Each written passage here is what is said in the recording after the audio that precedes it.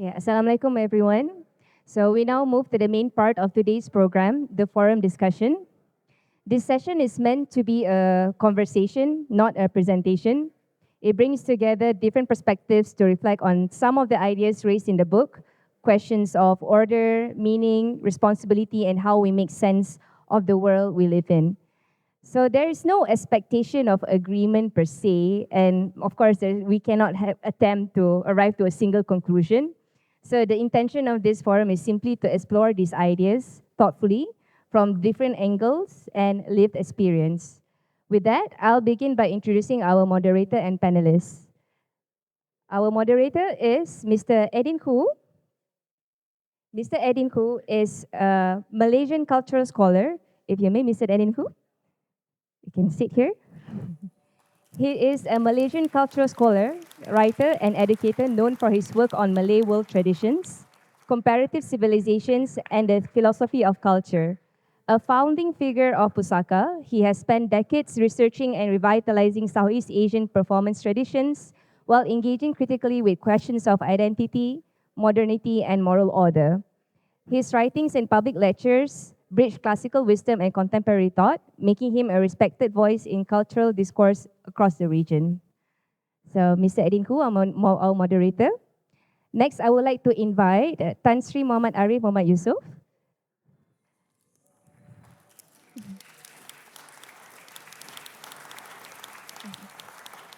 Tan Sri Muhammad Ariff Muhammad Yusof, he is a Malaysian lawyer, academic, and public servant who served as the ninth Speaker of the Dewan Rakyat from 2018 to 2020.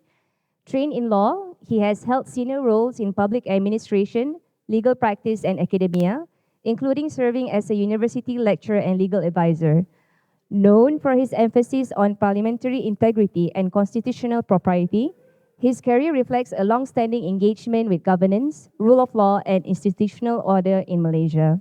Tan Sri Ari Muhammad Yusof. The second panelist, I would like to invite Ms. Rosnah Ismail. Can join us. Ms. Rosnah Ismail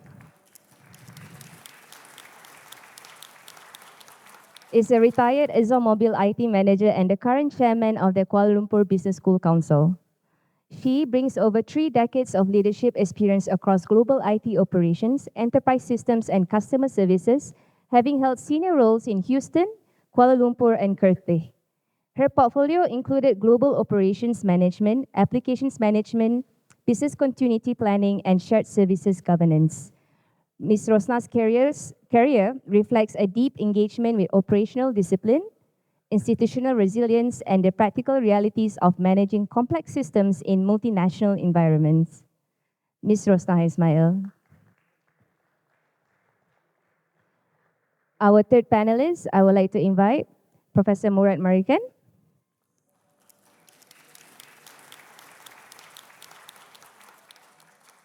Professor Murad Merican is a Malaysian academic, writer, and public intellectual whose work spans cultural studies, media, civilization discourse, and intellectual history. Formerly a professor of media and communication, he is known for his critical engagement with modernity, language, power, and the shaping of public consciousness. Through his writings and lectures, Professor Murad brings a reflective, historically grounded perspective to questions of meaning, authority, and cultural continuity in the contemporary world. Professor Murad Merican, thank you for joining us today. And last but not least, I would like to invite Dr. Shafiq Burhanuddin. Dr. Shafiq Burhanuddin is a Malaysian writer and cultural commentator whose work engaged questions of tradition, faith, and contemporary intellectual life. Through essays and public discourse, he explores the moral and philosophical dimensions of modern society, with a particular interest in how inherited wisdom can speak meaningfully to present conditions. His contributions reflect a thoughtful engagement with ideas, language, and cultural continuity through his organization, IKIM. So, since everyone is settled, so I will pass the mic to Mr. Eddin Khoo to carry on the forum. Thank you very much. Thank you very much, Athirah. How much time do we have? 50 minutes? 50 minutes? Yeah, Okay. or can make it shorter. Okay. I'm kind of burdened by this idea of hosting a forum about a book as intimate and beautifully written as this. So I'm just going to call it a conversation. And basically, we have not had a discussion about what the borders or boundaries or perspectives we are going to share. So I'm just going to provoke a little. And what I hope we'll be able to do is to actually settle into the whole nature of the book. I think I'm very grateful for everyone who turned up. The word forum can sometimes be a bit off-putting, so I don't know if people went home because of that. But I'm, of course, extremely dismayed that the author himself is not sitting here to listen to what we have to say of him. I was very moved and very touched by, I call him Pak K, Pak Kamarudin. Since I'm going to say very little here, maybe I'll be given moderator's privilege to make an opening for about 5 minutes about how I came to actually know this man and contribute a little recommendation or blurb to his book. And I came to know him, you know, the Zen Buddhists, they have a beautiful concept. And it goes like this: no snowflake ever falls in an inappropriate place. Which means that life is an organism, and you know you're destined to meet who you're supposed to meet, and develop relationships that are always meant to be. So I met Pak K about 3 years ago, maybe, through a mutual friend, Potna, over there, who is an oil and gas man apparently, but in my very close relationship with him, I've discovered that he's the last remaining beatnik of the northeast of Malaysia. And he does these Jack Kerouac things all the time, traveling from KL to Kelantan into Narathiwat. And he's one of my dearest people in my life, very inspiring and always full of enthusiasm. And through him, I met Pak K. We have since become, I think, really quite close. So when he asked me to write a blurb, I considered it a privilege until I came to this event today in this resplendent place among many rich people. And then I've discovered that I'm in the non-profit line and I'm always fundraising. So the privilege has changed to a favor. So I'm kind of doing him a favor now, of which I will collect a little later. And I'm also very privileged, of course, to sit with four very distinguished people whom I know very well. I know somewhat, I have just met, and I think we straddle generations. I was, as I said, very taken by this book, which I think is extremely important of this time. I mean, yesterday we commemorated, 50 years of Tun Razak's passing. And as the nation, I think, makes its way very tentatively towards what is to come after, many people think we live under the shadow of Dr. Mahathir. In many ways, we do in certain particular characteristics. But systematically and institutionally, we still live under the Tun Razak era, which was a generation era of great generational change that included and absorbed people like Pak Kamarudin in very essential institutional building through which we negotiate ourselves today. Pak Kamarudin wrote a Facebook post today about an event that took place about 3 days ago and has made the news when a very young journalist from the Free Malaysia Today used the term apartheid to describe Malaysia. Well, actually, he didn't. He didn't speak very well, and I think his question wasn't posed very well. But, you know, I have battled this concept for many years. I think we have many, many serious systematic problems about inclusiveness, about a sense of belonging, about social justice, about equitability, about perversion of systems, very serious questions. But I spent my young years in the UK, like Pak Kamarudin, very involved in the anti-apartheid struggle.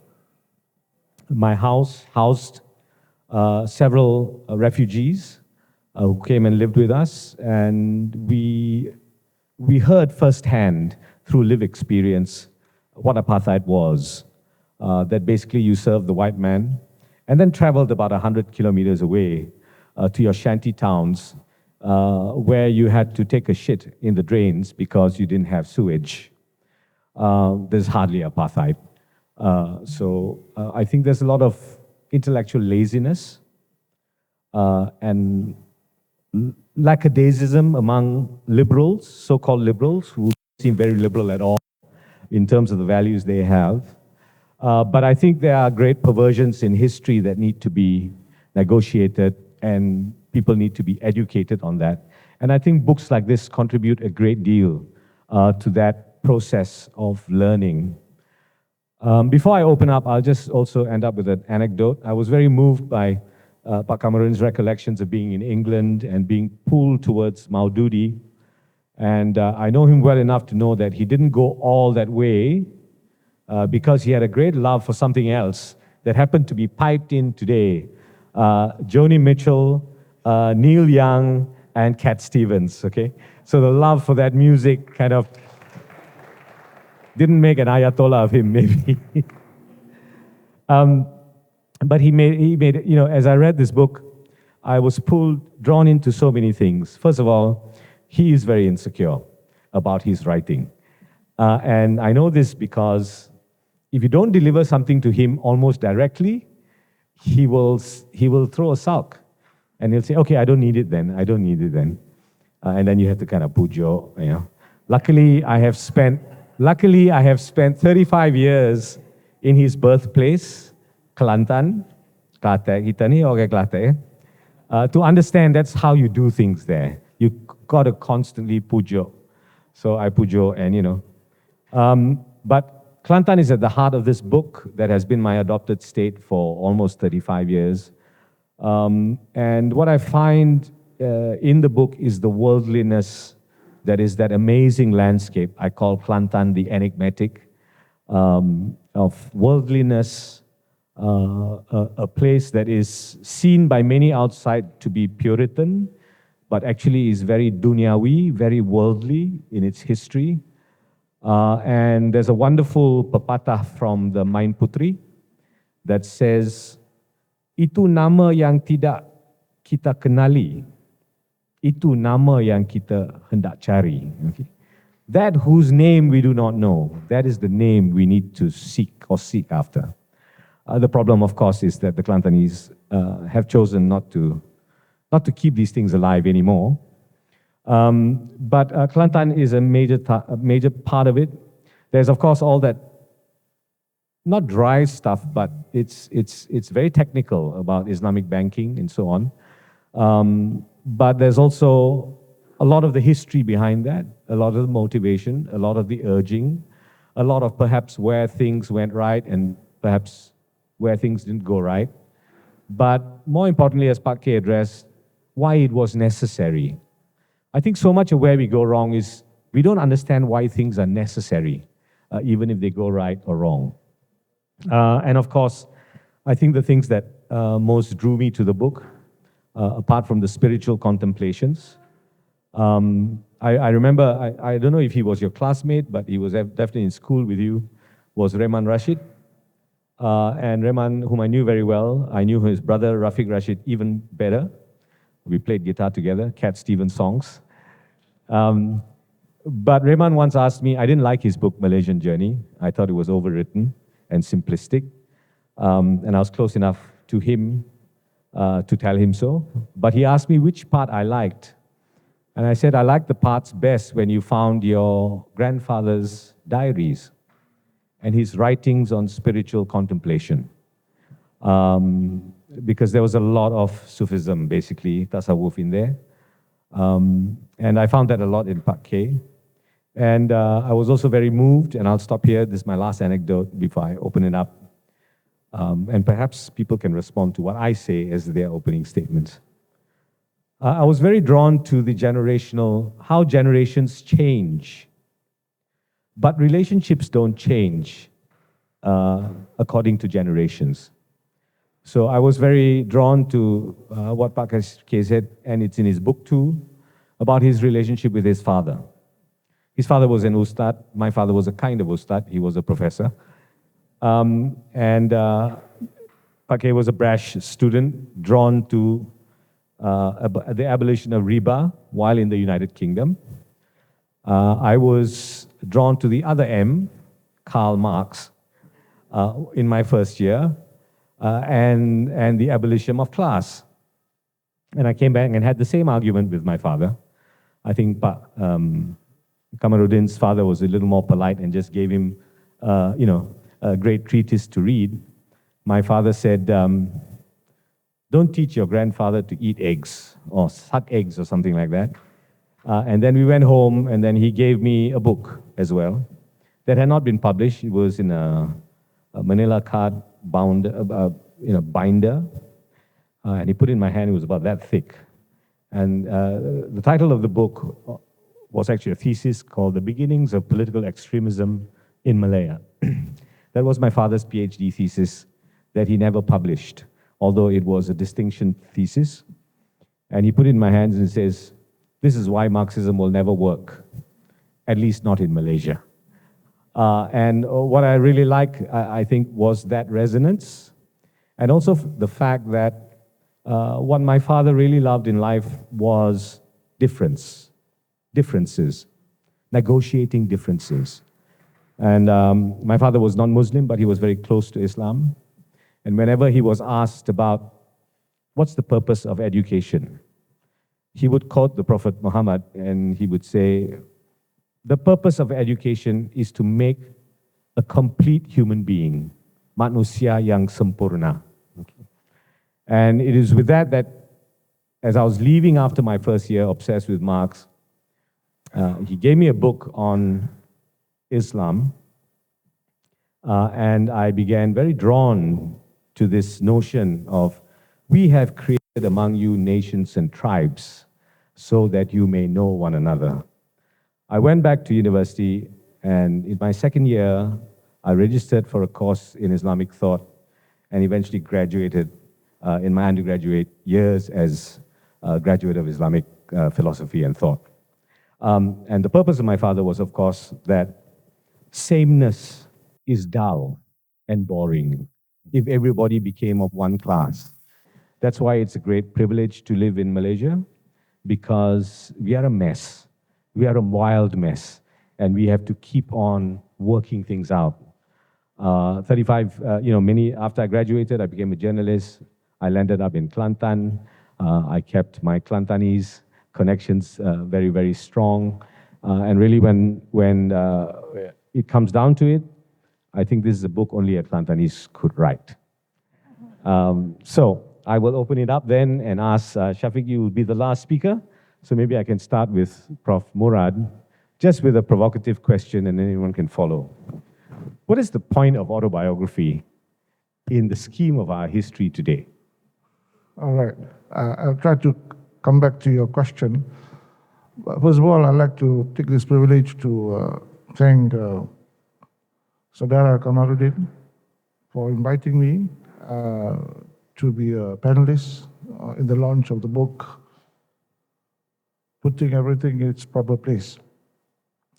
The first thing when I saw the title, it resonates two people. One is Naqib Alatas. I have to mention that. Not only because I'm there in ISTEC, where the institute that he founded, but because I was following Naqib over the last 40 years. Second, it resonates my English class in Form 6. Things fall apart. Chino Achebe. I've got some friends here from Penang Free School, and I'd like to acknowledge some friends and colleagues. It has the same resonance. Things fall in place and things fall apart. In other words, the the work that Saudara Kamarudin has presented to us is a messy, organized consciousness. Messy in the sense that it conjures random thoughts, but it is actually organized and ordered in a manner that is presentable for the reader. Also, it presents this consciousness of a man in Malaysia expressing his angst with modernity that he has encountered in the 70s in the UK. And there is a historical moment, I suppose, that we can look at the book. It is not only an autobiography, it is an intellectual expression. Now you're not only you're not a lonely intellectual anymore. You have made yourself public.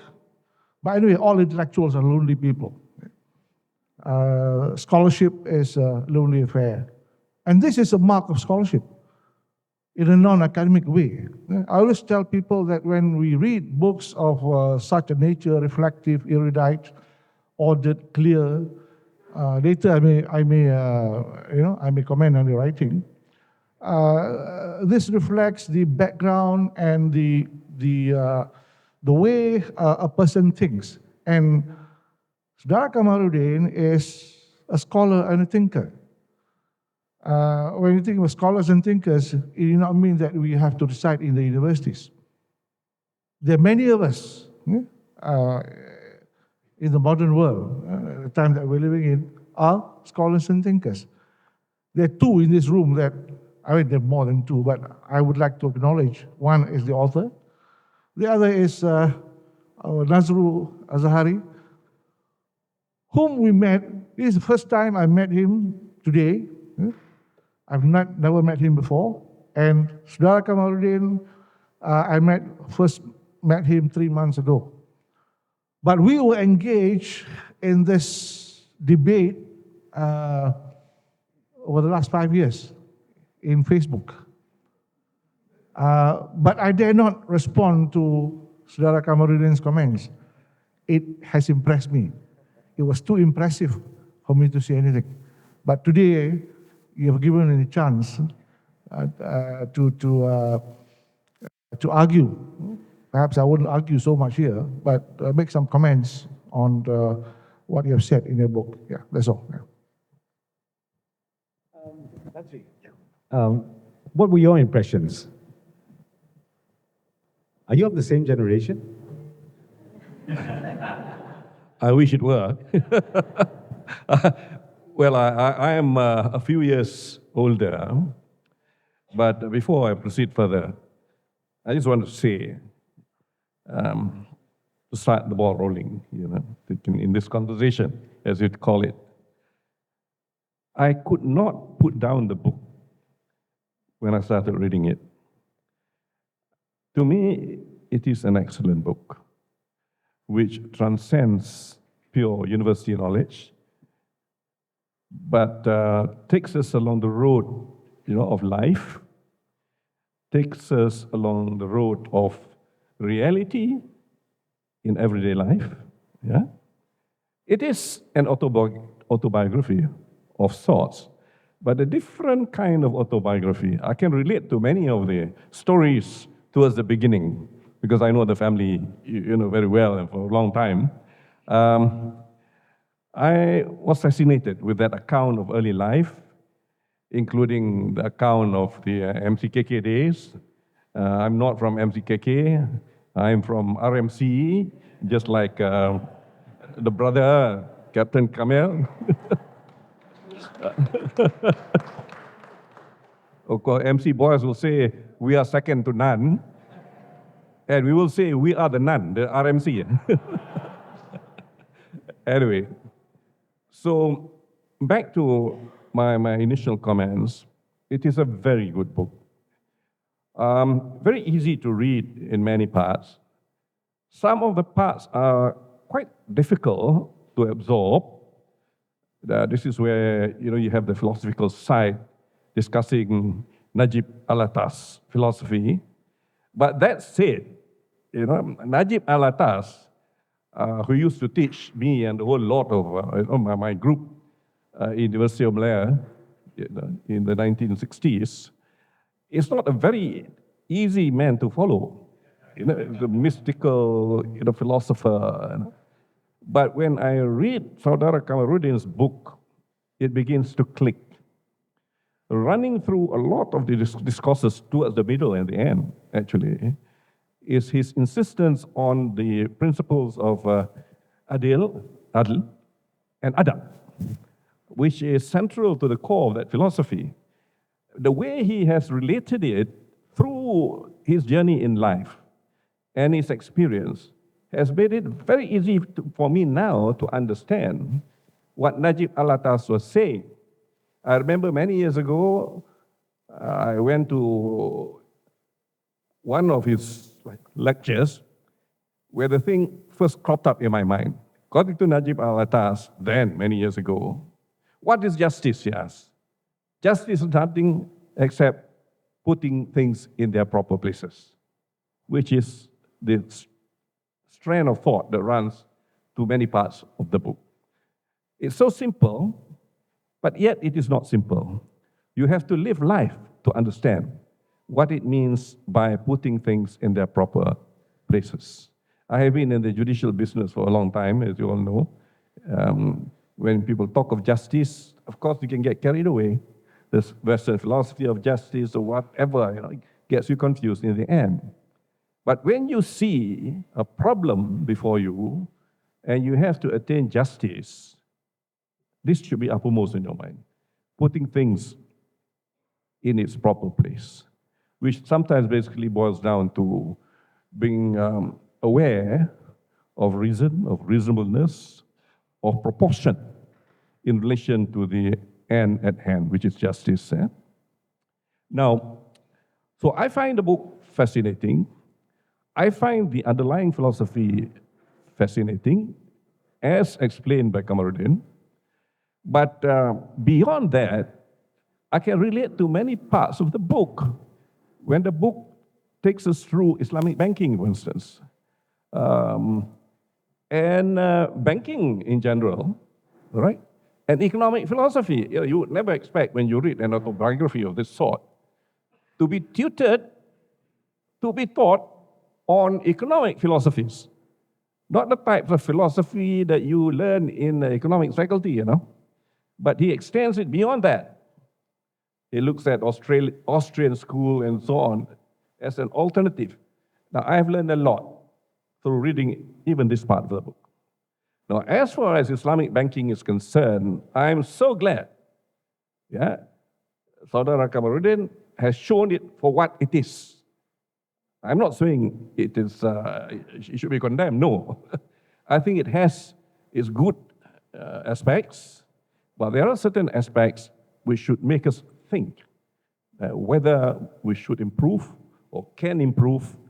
And I've learned through, my years in practice, including one sitting as on one of the rating committees in Malaysia, sometimes you have to struggle with this concept of Islamic banking. Right? Things can be structured in such a way and packaged as an Islamic banking product that you think it's good. In Malaysia we can do it, but not in the GEC countries. So it makes you think, what is it that we can do in Malaysia that is different from GEC countries? I think Kamarudin has tackled this point too, on how the GEC approach to Islamic banking is slightly different from ours. I have struggled with the notion sometimes of fictionalized structuring of debts. And the other thing that I think must be addressed is this notion that Islamic banking is much better than conventional banking. I don't think that's strictly correct. Islamic banking, contrary to the name, sometimes will end up with you paying more for the Islamic product. I know there's a lot of discussion on this. You talk to borrowers, some of them will say, the cost of borrowing is much lower in Islamic banking. I have my doubts. Maybe in the long run, because the return is fixed. So if you default, then of course there's no interest element. It doesn't skyrocket.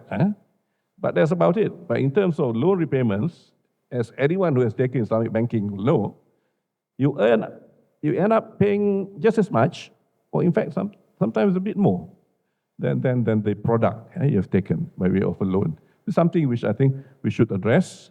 Kamarudin has not given us the answers. He made it very clear, in his book. It's just to jog, our conscience and for us to search for the correct answer or answers. So let me end by saying, by looking at those parts of the book which touches on the student movement in UK. That was your question just now. I was in UK initially. I've been to UK a few times. But initially, in the 1960s, late 1960s, when no one bothered about Maududi, we had an Islamic study group. That group consisting of very eminent persons, good students, steeped in Islamic thinking. They were more interested in research into Islam, the soft side of Islam, the academic and learned side of Islam. So when I left in 1974, that was still the norm. And I think when I read the book, I can see my memory being filled in by those years subsequently. This is where I think Kamarudin went to Manchester University, and you can see this resurgence of Maududi and all the other thinkers, and it became very hot at that point of time. During my days, the Islamic movement was quiet, sometimes mostly unseen. They were in Malaysia Hall doing their own thing. The thing that worried us was socialism. So you can see the journey through life, how things changed. So Marxists, those were the days. Many of us became socialists those days, because that was the kind of imagination that captured most of the students. And when I went back to UK in 1979 for my second stint, the Iranian Revolution, of course, had erupted. Everyone was going for Maududi and the rest of the cohorts, including teachings of Muslim Brotherhood and so on and so forth. So things changed. So all said and done, I think this book has maintained that proportion, talks about it, but Kamarudin has not allowed himself to be so influenced by it. He's a practical realist, or I think you mentioned it somewhere, perhaps not in the book. He's a Sufi golfer, a thinker, but thinker we can understand. He has put the philosophy so easily to be understood. And I would strongly recommend this book. This is a fantastic book. I benefited from it immensely. Okay, that's all I think should do.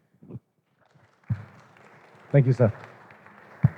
One of the things, I don't know whether you admit or you don't want to admit, I don't know, the name of Ali Shariati, which was very popular among students in the UK at that time, but nobody seems to admit it now. But given what's happening in Iran at the moment, I think that the name is quite resonant. But were you pulled to the banking side or the Kelantan side, or?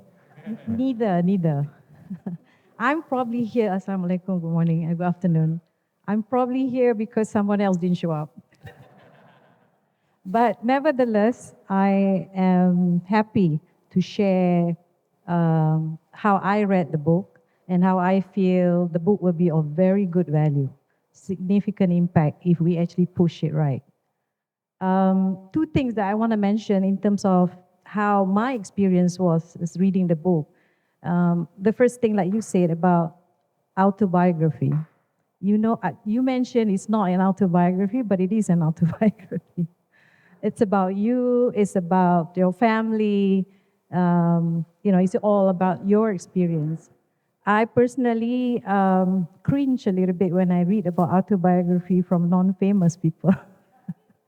I think you understand what I'm saying, right? I mean, if it's not the Mahathir writing the book, that's a different story.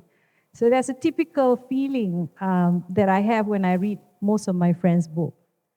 But surprisingly, and your writing, especially the first few chapters, was just so warm, so calm, and I appreciate the story about your brothers. I even begin to respect, your late dad, which I've never got the opportunity to meet, and even Abang Kamal, for instance. So I think it's beautifully written in the sense that it gives calmness and it is very honest and truthful. So I'd say congratulations on that. The second part about the book, as I'm reading it, is it is a book that is pretty smart in terms of structure. And you mentioned about your friend in the UK that probably gave you the idea, but I thought it was more genuine. It's when you start the book with an innocent question, from a young man to his dad. And that question evolved into huge things that we all are concerned about. The Islamic corruption in the current world, the lack of adab and everything else. And I thought the method of going from there and expanding it into the horizon and then coming back to Sayyid Naqib was quite smart. Now, I'm not sure whether it's creativity or it's just genuinity and honesty from your side, but nevertheless, I'd say those are pretty much my experience in terms of personal experience, which I think was pretty good, very, very good. Ultimately, from a content, if we have time, I don't know how much time we have, but it's a serious book of reflection. It is, I read the book. I read it twice. It's a serious book of reflection. It has significant value. It's a book that evolved into leading, where we're talking about more important things. These are crucial, pertinent subjects. Islamic banking, for instance, is not something small, but like you say, it becomes clear when you read about it. So it's actually pretty much a book. It doesn't have solution, like you just said, and we didn't expect any solution, but it is a book that if it can reach the younger generation, it will be able to open up the right questions, which will give the opportunity for us or for anyone who reach to them when they ask that probing question, not to actually be able to put everything in place, but at least to be able to help navigate some of these youngsters to a better place. And I think it's important that it reaches out to the Generation Z, the younger generation, what do you call that, Alpha now? I think that's what it's called at this stage that we're at. Those generations need to have that probing question in their head so that we can have the opportunity to help navigate some of the answers to it. I say younger generation because when I speak to my friends, most will say, let's get the younger generation to fix the problem that we helped created. Those are problems our generation has created. And therefore we are now counting the next generation to help fix it. I mean, we're close to our deathbed and we don't have time. We ponder on all these questions, but the reality is we got to touch the right audience. And there's urgency in this. I say urgency because I have grandchildren, you have grandchildren, and they are now born in the current world. And this current upside down world can actually change their fitrah. And that can be so damaging. So it's actually pretty crucial to get there. I can give a couple of examples if you don't mind me saying this. Like you mentioned about Islam becomes very much skin, right? I have a case where a friend's son comes to me and say, Auntie, I pray because my mom tells me to pray. My grandma beats me to pray. I pray, but I don't see meaning in it. It becomes an empty shell that kids nowadays don't see. Plus, this is a person in the international school that has a lot of pool because there's fun things that he can see the kids, other friends. and he's not able to do it, right? So my point is, if he raise it to me, I will bring the parents in. He gets into the probably a turnaround and get the right question. But if somebody reads that book and prompted them to actually ask that question or say, who do I get to know more because this is real, I feel the same way, then I think it creates such a huge impact.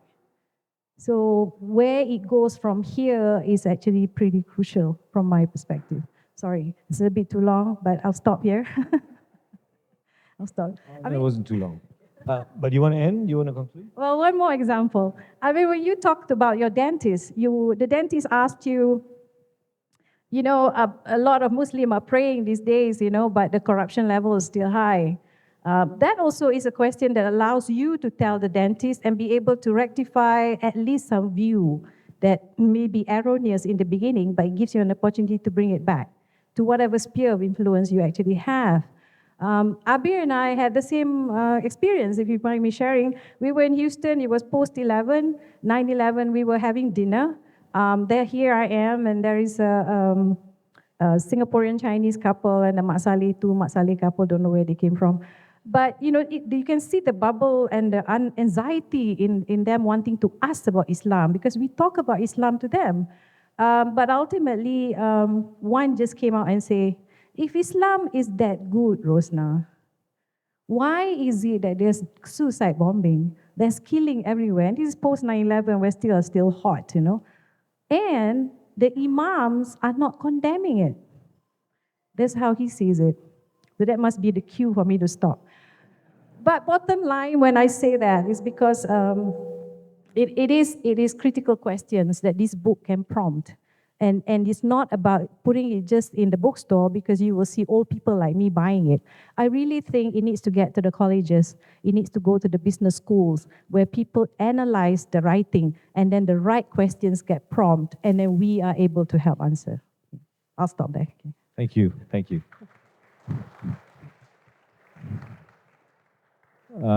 You have elicited so much passion that we are left with very little time now. But Shafiq, I think you're the youngest among us. So your approach and perspective would be not only different, but very valued, I suppose. Thank you, Eddin. I first crossed paths with, we call him Uncle Capt, I suppose at the critical phase of his journey, where he came across Nakib Al-Atas through the graduate school where I studied, the Center for Advanced Studies on Islam, Science and Civilization, CASIS. This was about 10 years ago.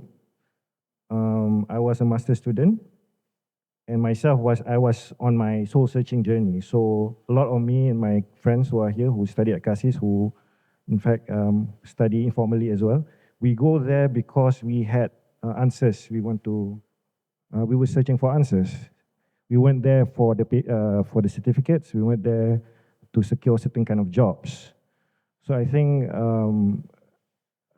Uncle Capt saw that perhaps in the faculty members, the professors, and I witnessed that he would attend classes which we attended, not expecting any paper or certificate at the end. So he was just going there to seek knowledge, to seek clarity. And he was challenging the professors. He was challenging us. He was challenging me. Although he was, I could sense he was more certain of the truth claims of Islam. Because ultimately, Professor Al-Atas and where we studied, this is what we want to present to the contemporary Muslim, that this truth claim can be defended, can be understood, and it is still very much relevant in terms of overcoming a lot of the problems we face. Chiefly, I think one of the problems that Uncle Capt was struggling with, based on what he accounted in the book, is how Islam seems to be very rigid and reduced to halal and haram. This is very true. I work at the think tank for the Islamic understanding of Malaysia, and I think we know that by now, because by some of them, including my seniors, we have come across the writings of Al-Atas, and this is true. So I think there's nothing objectionable in terms of what he's saying in the book with regards to Islam. This is pretty much mainstream stuff. And so I think readers who are worried about some of the technical, don't be worried. I think a lot of what is signposting, I think this is one of the aims of the book. It's not to give you a solution, but to signpost to you, because if we just present to you the answer, you won't be convinced. So every person needs to undertake that journey, regardless of your age. And I think that's another part of the book. I don't think he's aiming for a particular age group. I think Uncle Capt is signaling to all readers, including his friends or people he has known, family members, even at my age, I can do this. Why don't we do this together? This is the journey that we can all traverse together. Even at this age, we can still make a difference, regardless of what we've done in the past. So I think in that way, in the Islamic scholarly tradition, it is a bit resembling a famous autobiography by Imam Al-Ghazali. It's called Deliverance from Error, Al-Munkith Minad Dolal.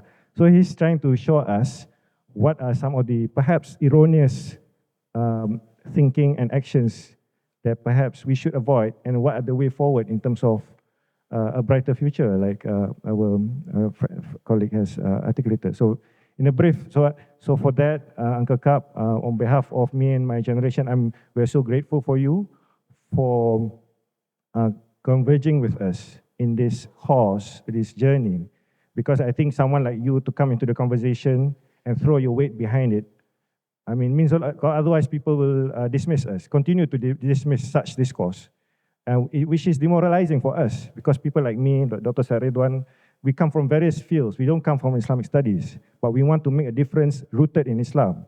So for someone like Uncle Capt to come into the picture, for us, it means a lot. So thank you. Actually, I have a question to the panel. Since everyone seems to have settled on a particular theme of the book, which largely surrounds spirituality, and individual's journey into that spirituality and historically. Let me ask you a very provocative Malaysian question, Malaysian sociological question. How should a non-Malay and non-Muslim read this book? How does a non-Malay and non-Muslim read this book? Not how should, but how does? Can I forgot to go back to the question that you posed on the use of biography. This can be, this is an autobiography, a memoir, a narrative of a person. We live by biographies. We live by narratives of people. Okay? At one level, from the religious perspective, biographies of prophets, biographies of saints, biographies of our parents. They do not write anything, except some of them, but fragments of their biography. Whenever they say, whatever they do, these are fragments of the biography. So when you talk about the use of biography, yes, as the Malay says, that it's untuk taulan dan teladan.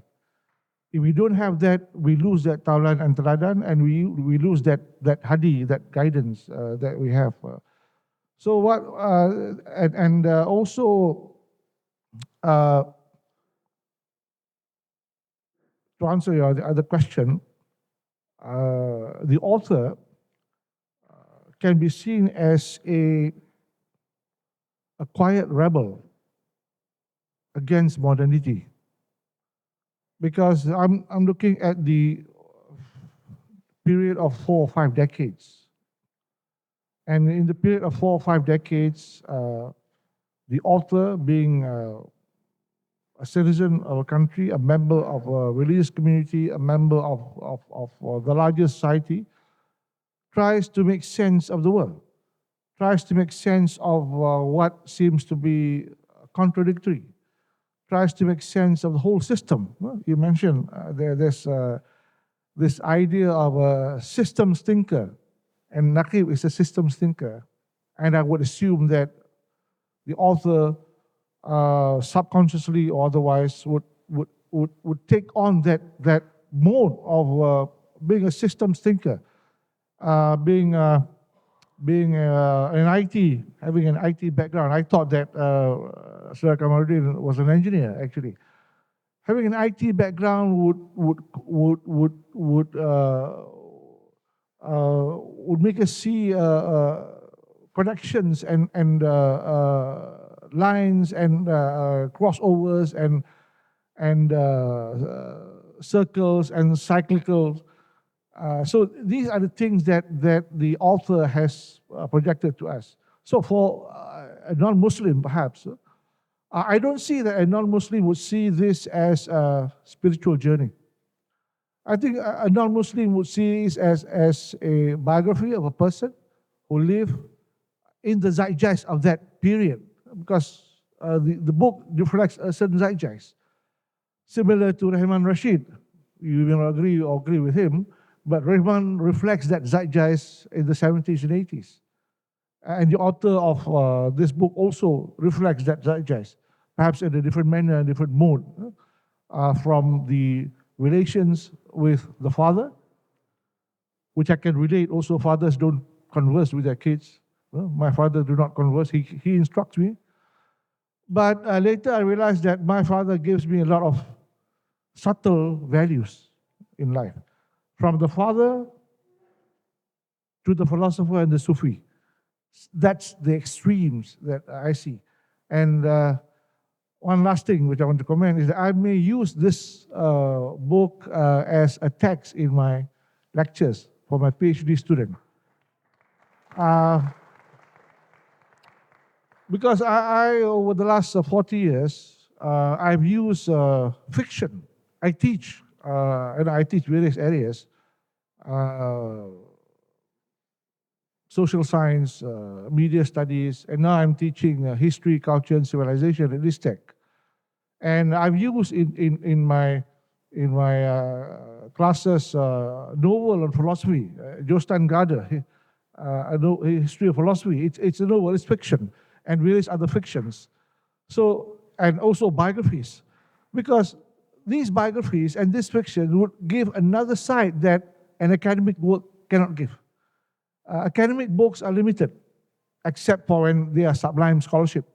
But again, this book is worth its level, its value, to be engaged by any member of the intellectual community, postgraduate students, so that they would know as individuals that one can still grapple with the sublime. One may not resolve all the problems, and this book doesn't tell us how to solve problems. It tells us how to ask the right questions. It tells us on how to delve into these questions. It tells us on how to be contented with things that we cannot resolve.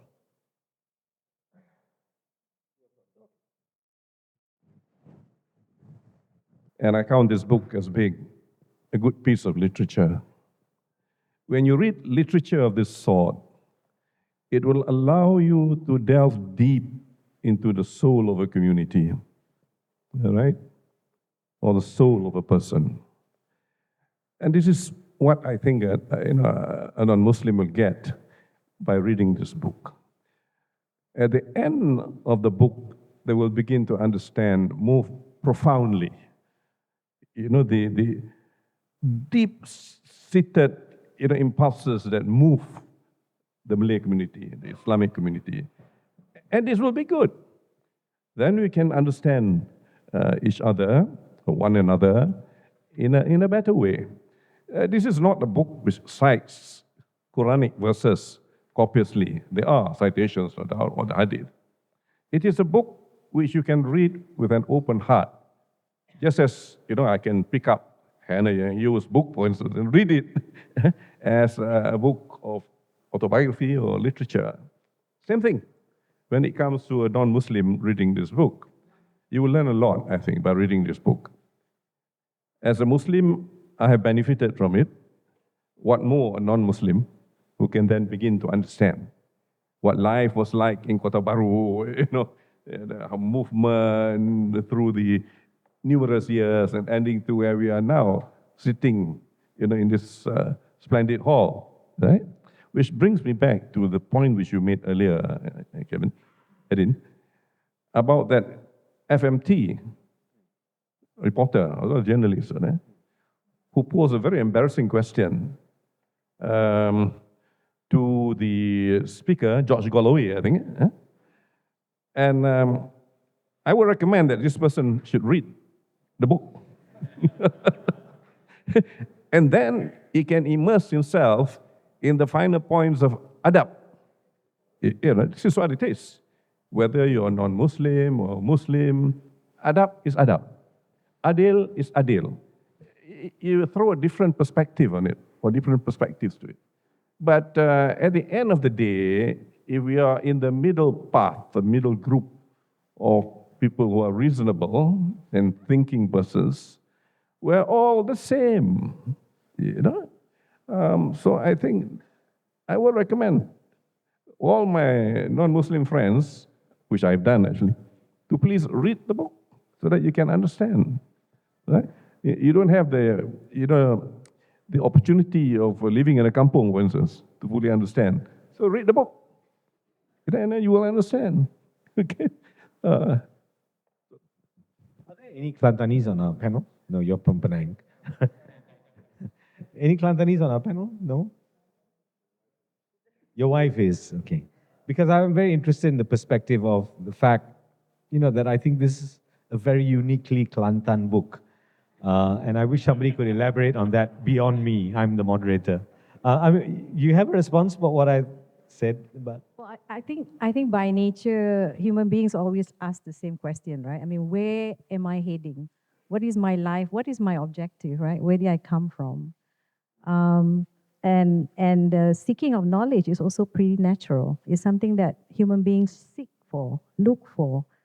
And so, I mean, I'm a Muslim, so I don't know how a non-Muslim will read the book, but I think there are enough values in there of normal human nature that will allow people to ponder.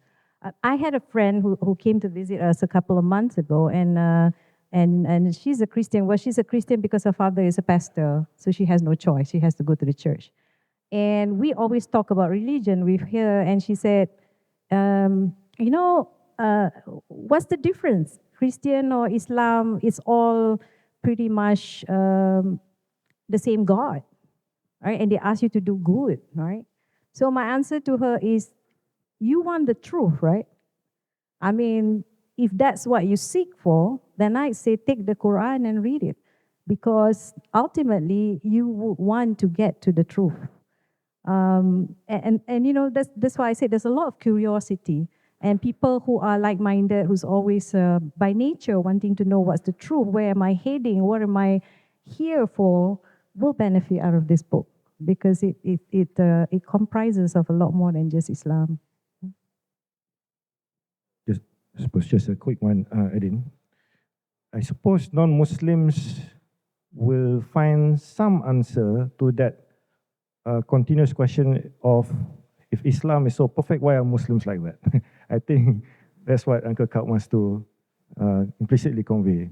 Because I think by now he has come to the realization that it's only now, especially for the last 100 years perhaps, that the meaning of Islam has been, the term I use, reduced or corrupted the understanding amongst the Muslims in an unprecedented way.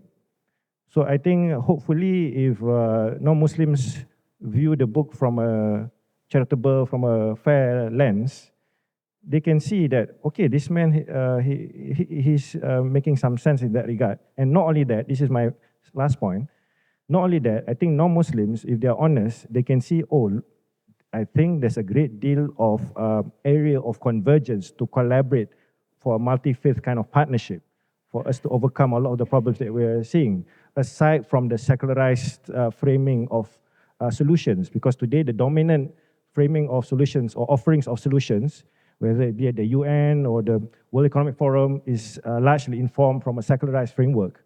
But I think Alatas and many great thinkers of the East, of great religions, have something alternative to offer.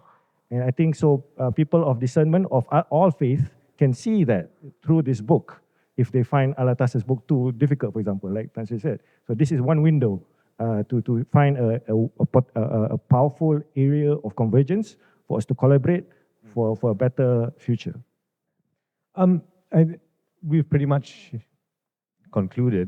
But Prof, I'm going to have to ask you this question. I hope the rest of the panel don't mind, simply because of the nature of it. It's where would a book like this sit historically? Yeah. This book is about destiny, the destiny of the times and the destiny of a person. The author is telling us that whatever we do in the time that we live, it's destiny, but we have a choice. But dominantly, it is defined or determined by a higher order. So this is what the book is all about. And this sits quite well, would be in the memoir biography section. It also can be in sociology, I was thinking. And it also can be in, well, the bookshops may display it as popular philosophy. Because there's some philosophers that are quoted and cited. I couldn't find Ali Shariati, but I found Chitik. Chitik is a very profound philosopher, and Chitik talks about the many gods of modernity, and I think that's what you are responding to. The many gods of modernity that you realize from the 70s until now. And the author is responding to those many gods, including the gods of banking, capitalism, golf. Yeah, yeah. So I think that's how it is. It would be packaged and framed, perhaps in a social philosophical domain, in the intellectual landscape. Thank you. I think we are pretty much concluded. Thank you so much to the panelists, because you had so much to say that was actually very meaningful. I'm just going to conclude in about 3 minutes. I think, Rosnah said something quite interesting earlier, that she was not very interested in unknown people's autobiographies. I think quite the contrary. I think we've had lots of politicians' autobiographies produced over the last couple of years. They have a launch and a fanfare and a shelf life of about 3 months, and then nobody bothers. Dr. Mahathir wrote his autobiography. It wasn't very good. It read like, I have nothing against him. I get along with him very well and very fond of him as a interviewee. But his autobiography was like, it was written out of his desk diary. No. I'm just kind of contextualizing. It's on the book. Yeah. Autobiography or not, if the book is actually of high value, Yes. it's going to be there. Yes. No, this was an indictment on the politicians that we have, and that every act of autobiography is a kind of act of self-justification, and don't have that longevity, which I think this book will have. I have a few questions for the author and his generation. I'm very interested why authors of his generation and of a certain education and a certain experience do not write in Malay, and why they also do not think of then translating their books into Malay. And there are so many aspects. The Kelantan thing, I think, I may write a whole essay on the Kelantan aspect of it. I've just discovered, that one of the reasons why the non-federated Malay states produced so many eminent people was because they didn't depend on the British for scholarships. And so they sent people on their own. Sultans sent people on scholarships. People like Nick Kamil, came back as diplomats. They were not yoked in that kind of way. And all this is very unknown to us. I will conclude on commemoration of fathers, to again invoke my father's name, because just a few years before he died, he talked about national histories. He was the formulator of our Sejarah Kebangsaan, which he later then rejected because of the way it had gone. But he was asked a question. He was asked two questions by a very young person at a forum. The first question he was asked was, Professor, what is the first stuff of history? And my father was a very eccentric man. I don't know any of you as students, you would know this. And he said, the first substance stuff of history is gossip. If you know the gossip of that time, you would be able to capture the attitudes of that time. The second statement he made was, I think, very evocative in this context, that formal histories will still be written, they will still have to be written, but ever more important is going to be the place of the creative piece of literature, the recollection, the memoir, the personal reflection and contemplation. So I think in this sense, this book falls very nicely into the next historical space that is going to be opened up. So congratulations, Poke, and thank you all very much. Thank you, panelists. Thank you so much, our moderator and panelists, for sharing your perspectives so openly and warmly. I have to say, this is probably one of the best. I have, well, not being biased, but then this is one of the nicest intimate session or sharing sessions that I've attended. So I am very much hoping that we can continue this next time. You never know. We hope that we can be just to continue further from this. So without further ado, I would like to invite Mr. Kamarudin to share some token to our moderator and panelists.